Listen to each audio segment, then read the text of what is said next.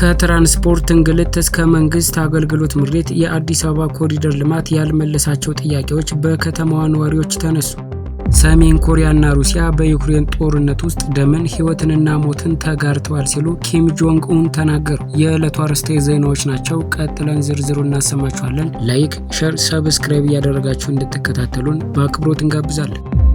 ሰሜን ኮሪያና ሩሲያ በዩክሬን ጦርነት ውስጥ ደምን፣ ሕይወትንና ሞትን ተጋርተዋል ሲሉ ኪም ጆንግ ኡን ተናገሩ። የሰሜን ኮሪያው መሪ ኪም ጆንግ ኡን ለሩሲያው ፕሬዝዳንት ቭላዲሚር ፑቲን ባስተላለፉት የአዲስ ዓመት እንኳን አደረሳችሁ መልእክት ሰሜን ኮሪያና ሩሲያ በዩክሬን ጦርነት ውስጥ የደም የሕይወትና የሞት ትስስር አላቸው ብለዋል። በሰሜን ኮሪያ የዜና ወኪል በታተመው በዚህ መልእክት ኪም በ2025 በፒዮንግያንግና በሞስኮ መካከል ያለው ጥምረት በአንድ ቦይ ውስጥ በጋራ በፈሰሰ ደም በሕይወትና በሞት የጠነከረበት በእውነትም ትርጉም ያለው ዓመት ነው ብለዋል። የደቡብ ኮሪያና የምዕራባውያን የስለላ ድርጅቶች ፒዮንግያንግ በዩክሬን ጦርነት ከሞስኮ ጎን ተሰልፈው እንዲዋጉ በሺዎች የሚቆጠሩ ወታደሮችን መላኳን ቀድመው ዘግበው ነበር። ሰሜን ኮሪያ ባለፈው ዓመት ሚያዝያ ወር ላይ ወታደሮቿ የሩሲያን ወታደሮች ዘመቻ ለመደገፍ መሰማራታቸውንና አንዳንዶቹም በውጊያው ላይ መገደላቸውን አረጋግጣለች። በታህሳስ ወር መጀመሪያ ላይ ፒዮንግያንግ በነሐሴ ወር ውስጥ ከዩክሬን ድንበር አቅራቢያ በሚገኘው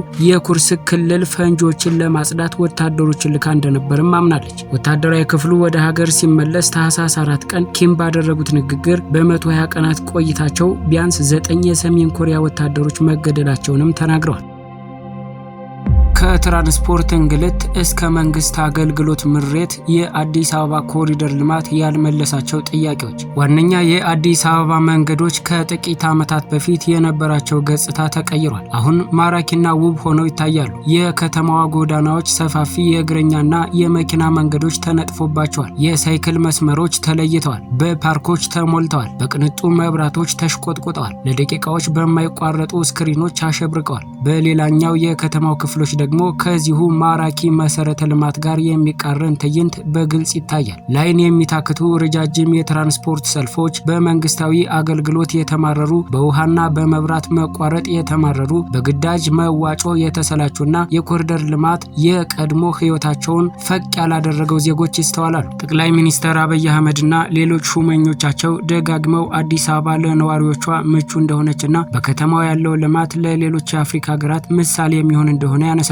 የመንግስት መገናኛ ብዙሃን በየቀኑ ከሚዘምሩለትና ሹማምንት በየጊዜው ከሚያወድሱት የአዲስ አበባ ኮሪደር ልማት ያልመለሳቸው 3 ጥያቄዎችን እንመልከት። አስቀድመን ግን የምቹ ከተማነትን ትርጉም በዓለም አቀፍ መነጽር እንቃኘው። የከተማ ምቹነት ምንድን ነው? በተባበሩት መንግስታት ድርጅት ውስጥ ከተማ ነክ ጉዳዮች ላይ የሚሰራው ዩኤን ሃቢታት ዘላቂ የሚባል ከተማ አደጋን መቋቋም የሚችል ሁሉንም የሚያስተናግድ ወይም አካታች የሆነ እንደሆነ ይጠቅሳል። ሰዎች በአቅማቸው ቤት የሚያገኙበት፣ አረንጓዴ ስፍራ ያለው፣ የስራ ዕድል የሚፈጥር፣ በቂ ትራንስፖርት፣ ውሃ፣ ኤሌክትሪክ አቅርቦት ያለውና ሌሎች መስፈርቶችን ሊያሟላ ይገባል ይላል። ይህ ትርጉም ወደ ፍጹምነት የተጠጋ ይመስላል። ይህንን መነሻ አድርገን ጠቅላይ ሚኒስትር አብይ ለአፍሪካ ምሳሌ ከንቲባ አዳነች አቤቤ ለነዋሪዎቿ ምቹ ነው ያሉትን የአዲስ አበባ ከተማ ልማትን እንፈትሸው። ትራንስፖርትና የአዲስ አበባ ኮሪደር ልማት እርግጥ ነው አዲስ አበባ ሰፋፊ የአስፋልት የእግረኛና የሳይክል መንገዶች ተገንብተዋል። በምሽት የቀን ያህል ስሜት የሚፈጥሩ መብራቶች በዋና ዋና ጎዳናዎች ላይ ይስተዋላሉ። ጠቅላይ ሚኒስትር አብይ በአንድ ወቅት ስለ ኮሪደር ልማት ሲናገሩ በተለይ ሰፊ ቁጥር ያለውን እግረኛ በዚያውም አብዛኛውን የከተማ ነዋሪ ይህ የኮሪደር ልማት እንደሚጠቅምና ያንን ታሳቢ ያደረገ ነው ብለዋል። ሆኖም ከነዚህ መንገዶች ጀርባ ታክሲ ወይም አውቶቡስ የሚጠቀሙ ሰዎች የሰሩት ረጅም ሰልፎችን መመልከት እጅግ የተለመደ ነው። ጥያቄው የሚመጣው እዚህ ጋር ነው። የአዲስ አበባ የኮሪደር ልማት የከተማዋ የትራንስፖርት ችግር ላይ እዚህ ግባ የሚባል ለውጥ አለማሳየቱ ከማንም አልተደበቀም። ይህም አዲስ አበባ ለነዋሪዎቿ ምቹ ሆናለች የሚለውን ተደጋጋሚ ቃል ጥያቄ ውስጥ የሚከት ነው። ከተሞች ለነዋሪዎቹ ምቹ የሚያሰኛቸውን መስፈርት የኢኮኖሚስት ጋዜጣ አካል የሆነው ዘ ኢኮኖሚስት ኢንተለጀንስ ዩኒት በተባለ በኢኮኖሚ ባለሙያዎች ቡድን የሚዘጋጀው መለኪያ ትራንስፖርት የከተማ ልማት ዋናው አካል እንደሆነ ያካትታል። መለኪያው የህዝብ ትራንስፖርት ትስስር፣ የምልልስ ብዛት፣ ዘመናዊነት፣ ተደራሽነትና ዋጋ ከተማን ከተማ እንደሚያሰኝ ያነሳል። ከዚህ ተቃራኒ በአዲስ አበባ በመገናኛ፣ በስታዲየም፣ በፒያሳ፣ ሜክሲኮ፣ አውቶቡስ ተራ፣ ቃሊቲ፣ ጦር ኃይሎች፣ ሽሮ ሜዳና በተለያዩ የከተማዋ ክፍሎች በተለይ በስራ መውጫና መግቢያ ሰዓት ትራንስፖርት የሚጠብቅ እንደ አሸዋ የበዛ ሰው መመልከት ምንም የሚያስገርም አይደለም።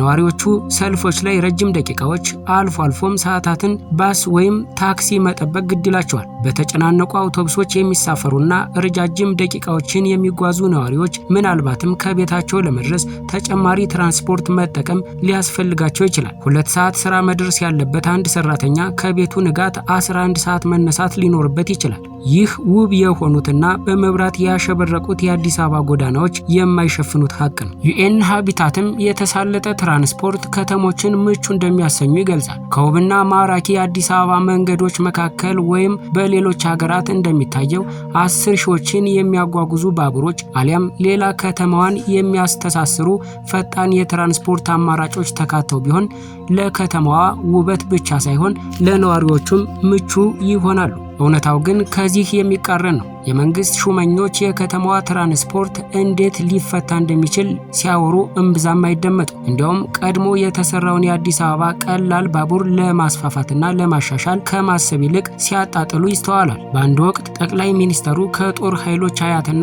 ከቃሊቲ አውቶቡስ ተራ የተዘረጉትን የባቡር መሰረተ ልማቶች ደንቃራ ሲሉ ተችተዋቸዋል። እሳቸው ይህን ይበሉ እንጂ እንደ ፉርጎ በቀረው ባቡር ፍጹም በማይመች ሁኔታ ሺዎች ሲጓጓዙበት ለተመለከተ የከተማዋ ነዋሪ በትራንስፖርት ችግር ምን ያህል እንደሚፈተንና የኮሪደር ልማት የለወጠለት ነገር እንደሌለ ይረዳል። ከዚህ አኳያ የአዲስ አበባ ኮሪደር ልማት ለነዋሪዎቹ ምቹነትን አለማረጋገጡ የሚታይ እውነት ነው። የመንግስታዊ አገልግሎት ቅልጥፍና በዘ ኢኮኖሚስት ኢንተለጀንስ ዩኒቲ እና ዩኒየን ሃቢት መለኪያ የከተማ ምቹነት ከመንገድ ዝርጋታና ህንፃ ግንባታ ያለፈ ነው። ከተማ ውስጥ የሚሰጠው አገልግሎት ምን ያህል ቀልጣፋና ከሙስና የጸዳ ነው የሚለው ጉዳይ ወሳኝ ነው። የዓለም ባንክን ጨምሮ በዓለም አቀፍ ተቋማት መስፈርት መሰረት ከተሞች ለዜጎቻቸው የሚሰጡት የተቀላጠፈና በዲጂታል የታገዘ አገልግሎት የከተማዋን ምቹነት ይወስናል። የዓለም ባንክ የከተሞች ልማት ፕሮግራም በአውሮፓውያኑ 2009 ባወጣው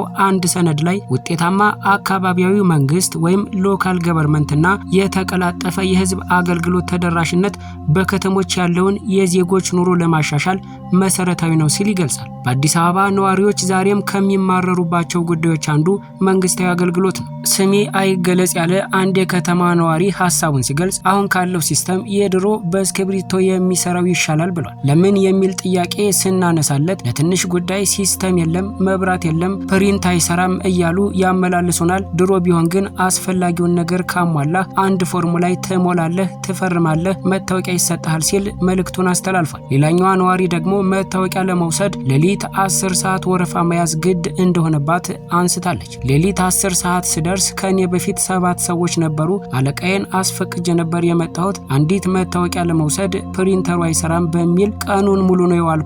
ያስፈቀድኩት ለግማሽ ቀን ቢሆንም ቀኑን ሙሉ በመቆየቴ አለቃዬም አላመነኝም ስትል አክላ ገልጻለች። ይህ እውነት በርካታ የአዲስ አበባ ነዋሪዎች የሚጋፈጡት ነው። ትንሽ ለሚመስሉ ጉዳዮች ቀናትን መጠበቅ የተለመደ ነው። መታወቂያ ወይም የጋብቻ ማስረጃ ለማግኘት ከሚወስደው ሰነድ ጋር ግንኙነት የሌላቸው የሚመስሉ መረጃዎች እንደሚጠየቁም የጠቀሱት ነዋሪዎቹ ይህ ጉዳይ ማስፈጸምን ከባድ እንደሚያደርገው ይናገራሉ።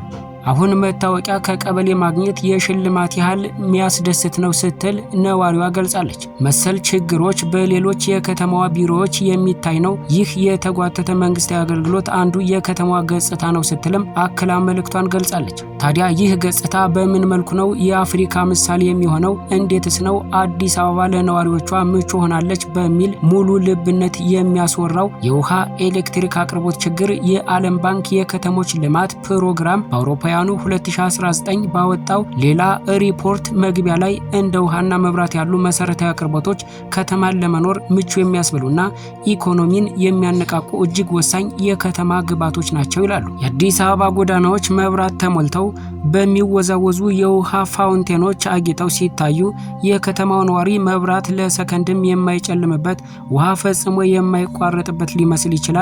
እውነታው ግን ሌላ ነው። በሳምንት 2 ቀን ውሃ የሚያገኙ መንደሮች እንደ እድለኛ ይታያሉ። በሳምንት 1 ቀን የሚደርሳቸው አያማርሩ።